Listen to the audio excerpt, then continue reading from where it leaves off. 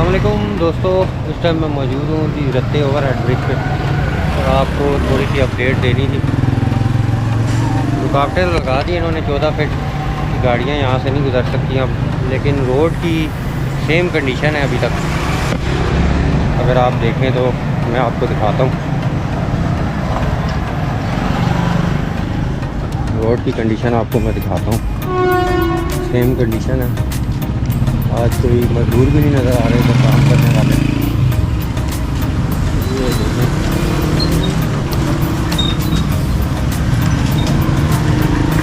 ये कंडीशन है रोड की।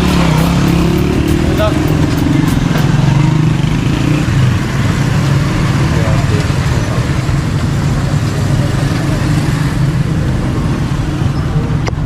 उम्मीद है कि ये जो ब्रिज है जल्दी ओपन हो जाएगा गाड़ियों के लिए, क्योंकि लोगों को जो है वो बहुत मुश्किलात का सामना है। बाइक वाले गुजर रहे हैं इधर से, बेसिकली ये बंद उनके लिए भी है, लेकिन उन्होंने रुकावटें खुद से हटा के जो है वो यहाँ से गुजर रहे हैं, क्योंकि काफ़ी ज़्यादा खड्डे पड़े हुए हैं, गड्ढे पड़े हुए हैं रोड पे। 1905 में ये जो है ब्रिज बना था और अब आप देख लें 100 साल जो है वो ब्रिज की लिमिट होती है और ये 100 साल भी अपने क्रॉस कर गया। आपको दिखाऊंगा, HPU 20 जा रहा है 8054।